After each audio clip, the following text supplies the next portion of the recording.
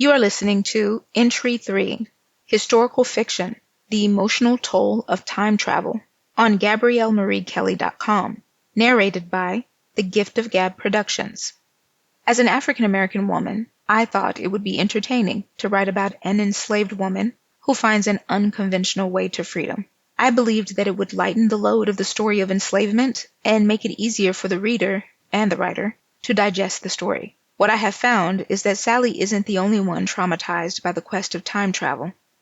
Writing her story demands deep reflection on the past, a past that is so close to my own heritage.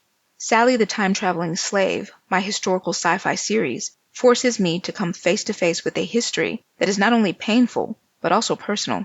Historical fiction that involves the painful period of slavery requires a balance of emotional intelligence.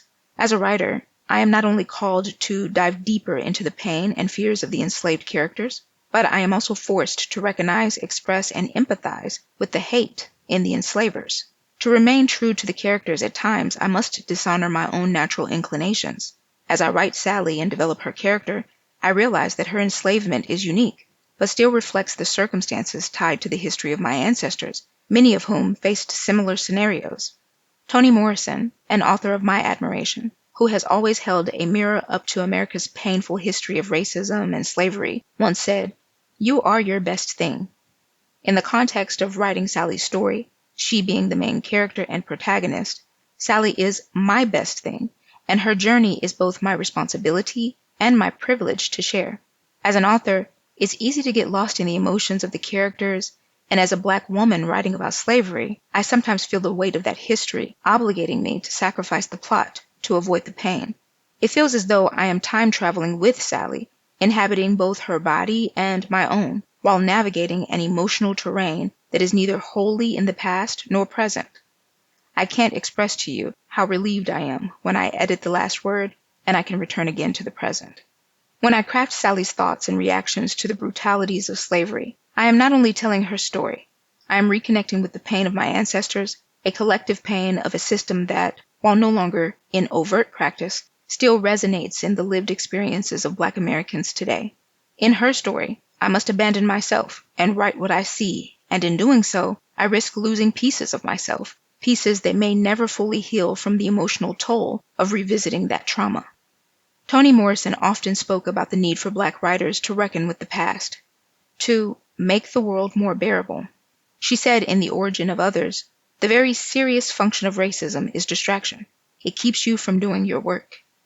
As I write Sally's story, I am forced to realize that racism is not just a distant historical occurrence.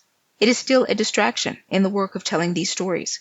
It asks me to carry not only the weight of the characters I create, but also the emotional weight of the society in which we live today, a society where the wounds of the past continue to bleed into the present. Sally's journey is not just about time travel. It's about traveling through time to connect with the souls of those who have come before me, whose lives shaped the world I inhabit now. But it is also a journey that takes its toll on me as the writer. It demands that I confront painful emotions and reflections, forcing me to face the complexities of my own identity and the history of my people.